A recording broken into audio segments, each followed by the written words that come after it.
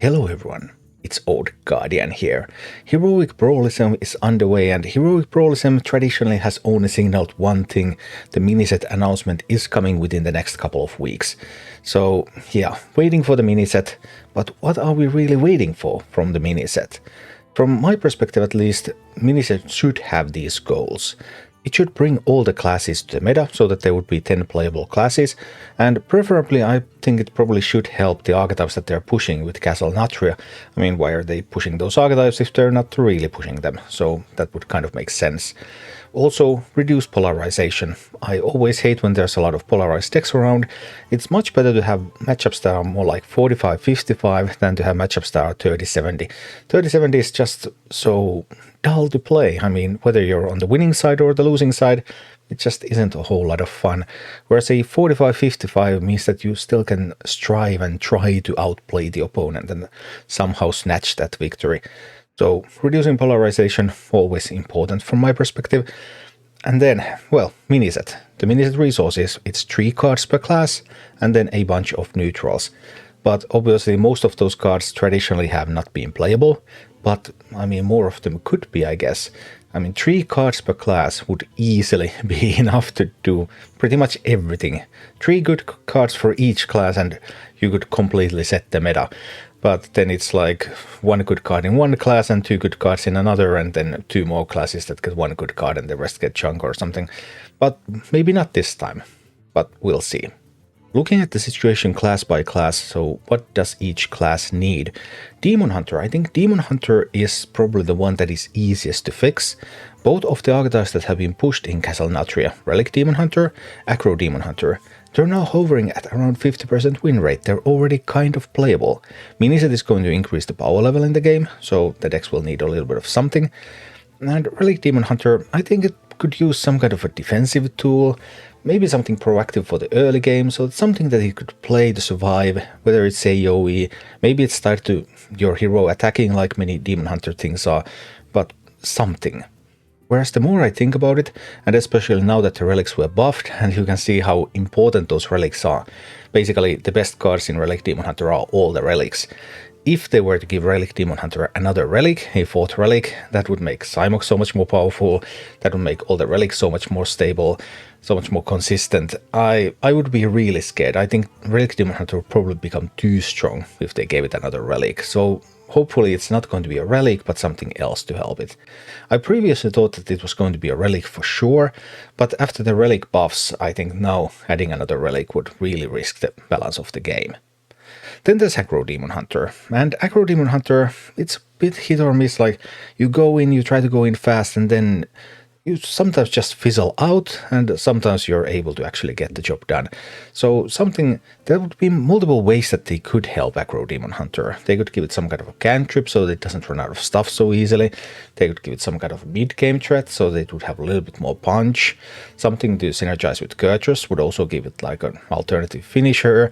They could also give it like a good 1-drop. If they give it another good 1-drop, then it just becomes even more explosive. Might also make it a little bit more polarized. But there would be plenty of ways that you could conceivably help Aggro Demon Hunter.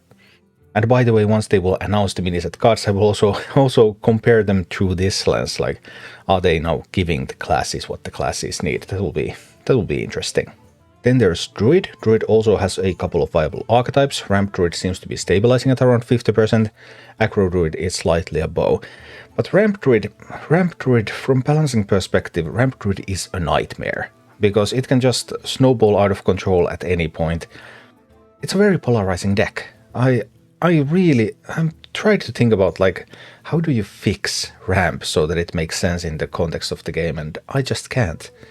I think the whole ramp concept is inherently quite problematic, and I don't know how to depolarize that. But other than that, well, Death Rattle Druid, it's also a ramp Druid deck. Death Rattle Druid is one of the Druid decks that was pushed in the expansion. It can't really do anything. It would need another strong big Death Rattle, because it has so many ways to cheat out those Death Rattle things. So it would need a strong Death Rattle minion, then maybe we could see Ramp Druid move into Death Rattle direction.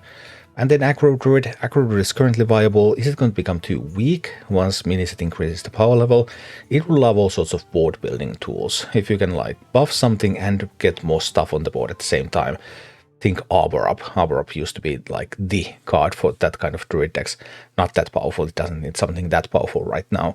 But something in that style would really help Aggro Druid. Then we have Hunter, and when it comes to Hunter, Beast Hunter currently is the best deck in the game.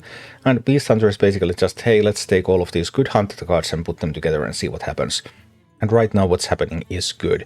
So also, if you print any good Hunter cards, Beast Hunter is always going to take a look, okay, can I implement that into my deck? Face Hunter is really a bit going down at the moment, but you could really help Face Hunter by adding a strong 1-drop. So you might even add a neutral strong 1-drop, then it could be used in multiple classes.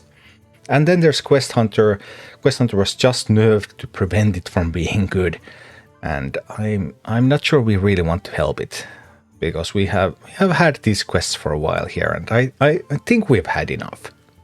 As for the mage decks, Big Spell Mage, Spooky Mage, both are still playable. They were also trying to push Secret Mage in Castle Nathria, but that push really failed. And yet Secret Mage is played in Wild, and Secret Mage in Wild actually took multiple of the cards that they printed for it in Castle Nathria and just rolled on with those. But why does it work in Wild? It's really quite a different deck in Wild though. It has more draw, more ways to cheat out secrets. It has multiple ways to also draw secrets and cheat them out. It has more threats. It has stuff that multiplies when you have a secret on board. It has more direct damage. It has these Cloud Princes, Medivh's Assistants, so you can just blast your way when you have secrets. There's just so many synergy. The whole deck is like one big synergy package. And in Standard, well, if you print a lot more synergies, then Wild Secret Mage is also going to take them. But what I would love to see in Standard would be at least one more tempo secret. Because right now in Standard it's Counterspell and it's Explosive Runes, and that's it. It doesn't have any other good secrets that it can use. So one more secret that it could actually use could make the difference in Standard. Then we have Paladin. Paladin is probably the weakest class in the game at the moment. It's just... Paladin has always been kind of a dull deck, hasn't it? Like, it just does things. In some ways, it's like the basic. It's the basic principles of Hearthstone. It plays stuff. It heals. It buffs. It does kind of everything, but it doesn't do anything spectacularly well, and it doesn't have really big swings or anything. But what could help Paladin? I think one thing that could really help Paladin would be more repeatable ways to summon Silverhand recruits. Because as a Paladin you really want to play with Lightforce Carriel. Lightforce Carriel is going to replace your hero power, you can't summon recruits from that anymore, yet you have all these recruit synergy cards. If you had more stuff that you could use for those recruits, then that could help your Paladin, because those would be Paladin cards.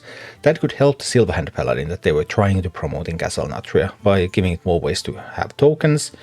If you improved Paladin's early game, that would mean that Paladin wouldn't be left so far behind in the early game, and it just would solve a lot of problems.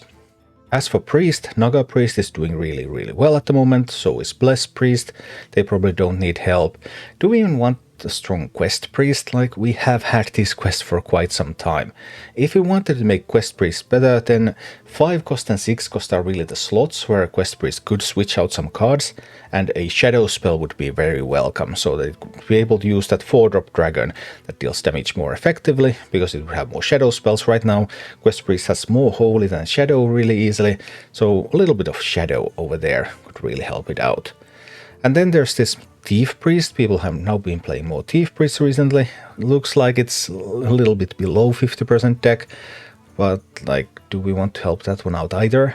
I mean, many Priest archetypes tend to be very, very irritating to play against, so how much help do you really want to give them? As for Rogue, Rogue got really good when Edwin Defies Kingpin was buffed, and then when that buff was reverted, that actually hit Rogue harder than I had expected. But either way, I mean, there was a reason they buffed Edwin Defies Kingpin. It was because Rogue had issues with card draw. And card draw is the limiting factor. Edwin was a little bit too good because it combined card draw with tons and tons of buffs, so you drew a bunch of cards and you got a huge threat. And that was just a little bit too much.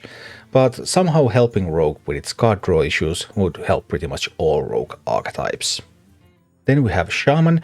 For Shaman, Control Shaman is doing pretty well right now. Control Shaman is also like a collection of pretty good cards, and whatever pretty good cards you're going to give, Control Shaman is trying to find ways to incorporate them.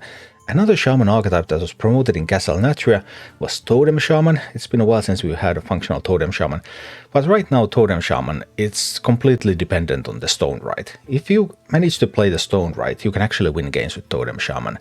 If you don't find your stone right very early, then you're just going to lose. You have a bunch of ways to get basic totems out there, and basic totems do absolutely nothing unless they have an attack buff, so they're just really useless. So Totem Shaman needs some kind of a way to reliably make those basic totems usable, and Stone Right isn't that because Stone Right is so hard to find. But solve that issue and Totem Shaman could see play. Imp Warlock received a ton of cards in the expansion, and those cards worked. Imp Warlock is a good deck. Then there's also this some kind of synergy with shadow spells with Lady Darkwind and stuff, and what I would really want to see is one handlock style shadow spell. We have the one that summons fiends, and that can be repeated by Lady Darkwind. There's some pretty sweet synergy, but one more shadow spell that summons something big or something like that, and we could have handlock roaming the fields, and that would be really sweet. And finally there is Warrior. Enraged Warrior got a ton of cards, then Enraged Warrior got a bunch of buffs, and all that support, and it's just barely playable deck. And its main problem right now is that its draw cycle options are a little bit weak. So some kind of a strong cantrip or something that draws cards, develops pressure, something like that, and Enraged Warrior could really become good. So those are my main hopes for the upcoming miniset. We'll see, I think in the next 2 weeks at least. In the next 2 weeks the miniset announcement has to come. So in the next 2 weeks we're going to see what they're actually going to print in the miniset, and I will of course be taking a look at all of the stuff that they're going to announce and compare it also to this, and like, are these going to solve the classes problems or not. But yeah, miniset should be coming reasonably soon. Really looking forward to it. Thank you for watching. Click like and subscribe if you enjoyed this, and a special thanks to all of my Patreon supporters, YouTube members and Twitch subscribers who make all of these videos possible.